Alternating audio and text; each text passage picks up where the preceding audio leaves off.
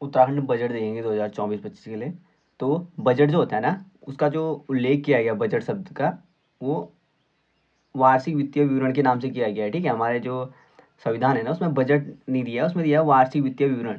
और जो ये आर्टिकल है 112 में इसका वर्णन है। ठीक है, किसमें? तो आर्टिकल 112 में वार्षिक वित्तीय विवरण करके बजट का वर्णन किया गया है। बजट की बात करें ना, बजट का जो होता है वो होता है एक जो वर्ष हमारा चल रहा है, एक वर्ष जो बीत गया है, और एक वर्ष जो आने वाला है। ठीक है, इन तीनों का जो होता है वो समावेशित करके बजट बनाया जाता है। आगे है उत्तराखंड का बजट। अगर उत्तराखंड के बजट की बात करें ना, तो उत्तराखंड का जो कुल बजट है वो 89,230.07 करोड़ है। ठीक है, जो वर्तमान में उत्तराखंड का बजट हुआ है पास, वो हुआ है 89,230.07 करोड़, जो पिछले साल से 15.27% में वृद्धि हुई। ठीक है, कितना वृद्धि हुई? तो पूछा है कि उत्तराखंड का जो वर्तमान बजट पेश हुआ है वो पिछले साल की अपेक्षा कितनी प्रतिशत अधिक वृद्धि में हुआ है? तो 15.27। ठीक है, 15.27 की वृद्धि के साथ उत्तराखंड का बजट पेश हुआ है, और उत्तराखंड का जो कुल बजट पेश हुआ है इस बार वो है 89,230.07 करोड़। इसमें दो प्रकार के अगर हम व्यय देखें ना, एक होता है राजस्व व्यय, और एक होता है पूंजीगत व्यय। ठीक है, जो हमारा जो राजस्व व्यय है इस बार का वो है 55,815.77 करोड़। ठीक है, 55,815.77 करोड़ हमारा राजस्व व्यय है। और जो पूंजीगत व्यय है वो है 33,414.30 करोड़। ठीक है, 33,414.30 करोड़ जो हमारा है पूंजीगत व्यय है। और हमारी जो प्राप्तियां हैं ना, राजस्व प्राप्तियां और पूंजीगत प्राप्तियां होती हैं। तो जो राजस्व प्राप्तियां आती है ना, राजस्व प्राप्तियां हैं जो हमारी 60,552.90 करोड़। ठीक है, 60,552.90 करोड़ हमारी राजस्व प्राप्तियां हैं। और पूंजीगत प्राप्तियां हैं 28,044.21 करोड़। ठीक है, 28,044.21 करोड़ हमारी क्या है? पूंजीगत प्राप्तियां हैं। अगर हम बात करें जो हमारा रुपये का स्रोत है ना, यानी जो हमारा अगर 1 रुपया है वो, तो उसका परसेंट वाइज हम एक लेना, तो वह कहाँ से आता है? ठीक है, रुपया हमारा कहाँ से आता है उसको देखें तो इसका जो स्रोत है ना, हमारा जो 31% है, यहाँ का अगर अनुमान लगाया हमने तो 31% सपोज इतना है, तो 31% 31.30 हमारा क्या है? लोक ऋण से आता है। ठीक है, जो रुपये का स्रोत है 31.30 हमारा लोक ऋण से आता है। ठीक है, सर्वाधिक आता है लोक ऋण से।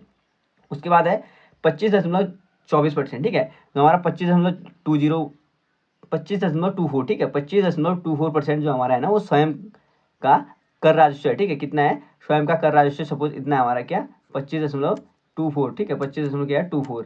उसके बाद आता है 21.90। ठीक है, 21.90 जो है केंद्र सरकार की सहायता अनुदान। ठीक है, केंद्र सरकार का सहायता अनुदान सपोज 21.90 इतना है ना, तो बचा हुआ जो 15.29 है वो केंद्रीय करों में राज्यांश है। ठीक है, केंद्रीय करों में राज्य का अंश क्या है? वो 15.29% है।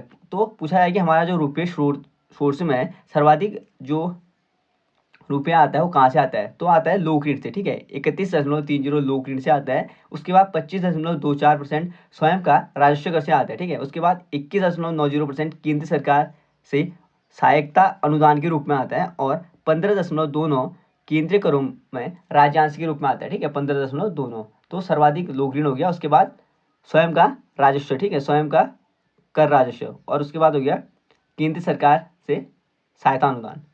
ये तीन टॉप के याद रखिएगा। आगे हमारा तो रुपया कहाँ से आता है देख लिया, तो रुपया व्यय कहाँ होता है वो देखते हैं। ठीक है, तो हमारा जो 22.63 है ना, वो वेतन भत्ते मजदूरी और अधिष्ठान में होता है। ठीक है, वेतन भत्ते मजदूरी और अधिष्ठान में होता है, क्या? 22.63%। उसके बाद आता है 22.43। 22.43 ये निवेश ऋण है। ठीक है, 22.43 क्या है? निवेश ऋण में होता है खर्चा। और 10.41। ठीक है, 10.41 ये वृहद और जो बड़े और जो लघु निर्माण होते हैं ना, उनके कार्यों के लिए हमारा 10.41 खर्चा होता है। और 9.12 ये होता है पेंशन, और जो हमारी पेंशन होती है ना, जो पेंशन देते हैं हम, और अनुतोषित कार्य। ठीक है, अनुतोषित जो कार्य होते हैं और पेंशन जो होते हैं उनके लिए होता है 9.12%।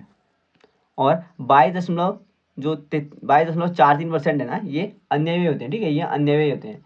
तो हमारा अगर व्यय का टॉप देखें ना, तो वेतन और भत्ते में सर्वाधिक व्यय होता है। ठीक है, वेतन भत्ते होते हैं। उसके बाद निवेश ऋण में होता है, और तीसरे नंबर पे आता है वृहद और लघु निर्माण कार्य में। ठीक है, और अन्य में जो है ना वो बहुत सारे आते हैं। ठीक है, अन्य में एक ही नहीं होता है, इसमें बहुत सारे होंगे, तो छोटे छोटे छोटे बहुत सारे करके अन्य होता है, तो ये लास्ट में आएगा। ठीक है, क्योंकि अगर स्पेशल एक सेक्टर को लेके पूछेगा तो ये बहुत छोटा आ जाएगा। आगे देखते हैं अगला हमारा राजस्व आधिक्य। तो राजस्व आधिक्य में जो जीडीपी है हमारी, जीडीपी का 1.2% है। ठीक है, जो सकल घरेलू उत्पाद बोलते हैं जीडीपी, और जो राजस्व आधिक्य है ना वो प्राप्त हुआ हमारे जो जीडीपी हमारी उसका 1.2%, ठीक है, कितना हुआ है 1.2%। और राजकोषीय घाटा, तो हमारा जो राजकोषीय घाटा अनुमानित है ना वो जीडीपी का 2.39% है। कितना है 2.39% हमारा राजकोषीय घाटा है, ठीक है, जीडीपी का 2.39% अनुमान है, ठीक है। और जो एफआरबी की रिपोर्ट आती है ना, एफआरबी, ठीक है, एफआरबी की रिपोर्ट के हिसाब से ये एफआरबी एक्ट के हिसाब से ये ना कि 3% से कम होना चाहिए, ठीक है। तो जो राजकोषीय घाटा होना चाहिए वो 3% से कम होना चाहिए, तो हमारा कितना है कम है, ठीक है। जीडीपी का जो है 2.39% क्या है उत्तराखंड का राजकीय घाटा है, ठीक है। आगे है ऋण, तो जो ऋण है जीडीपी का 24.23% है, ठीक है, 24-23 करके याद कर लीजिएगा, इजी पड़ेगा। तो ऋण क्या है 24.23%, ठीक है, 24.23% हमारा ऋण है।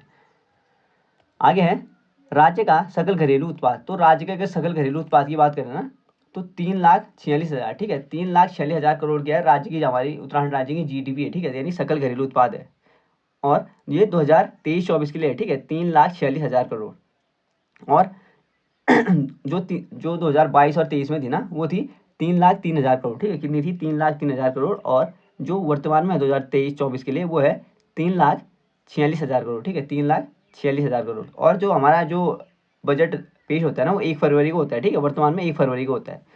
और देश में 20वें स्थान पर है, ठीक है, जो हमारा जो जीडीपी का के हिसाब से स्थान है ना देश में वो 20वें स्थान पे, कौन से स्थान पे 20वें स्थान पे है। जीडीपी में जो वृद्धि हुई है ना पिछले बार की अपेक्षा 7.58 की हुई, ठीक है, जीडीपी अर्थव्यवस्था में जो वृद्धि हुई उत्तराखंड की वो 7.58% से हुई है पिछली बार की अपेक्षा।